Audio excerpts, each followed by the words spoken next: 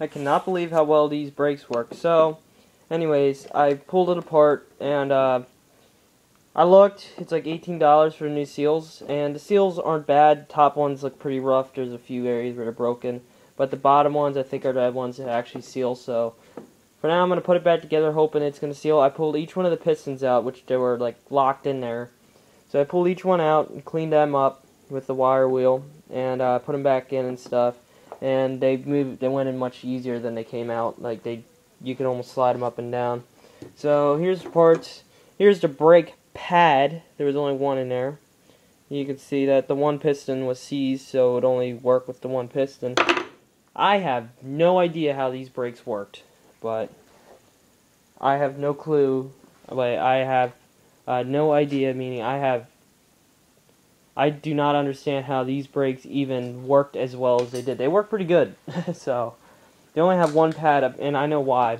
A lot of times what happens is as brake pads wear down, you get a lot of corrosion and stuff build up, and just crap build up around the outer sides of the pistons. So, what eventually happens is you go to put in new pads, and you can't push your brake pads back. You can't push them in, and then you can't get the brakes on the rotor. Well, the problem is you got all that crap around there. Now the pistons won't go back any farther. And a lot of times also people don't remove the bleed plug. So you have to get that all cleaned up, and you got to get those pistons moving and working again.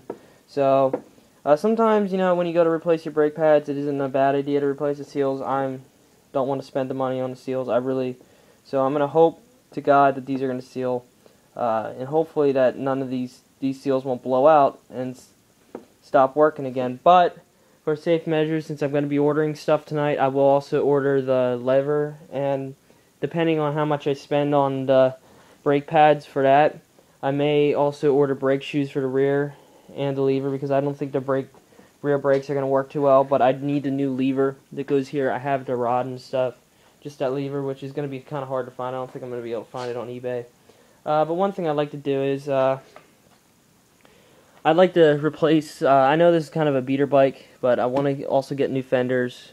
You know, I really don't need to put all too much in here. Just get new fenders, ones that are in better shape, and take the hubs off, wheels, get them with these powder coated, or maybe powder coated myself. I'm thinking about buying a kit.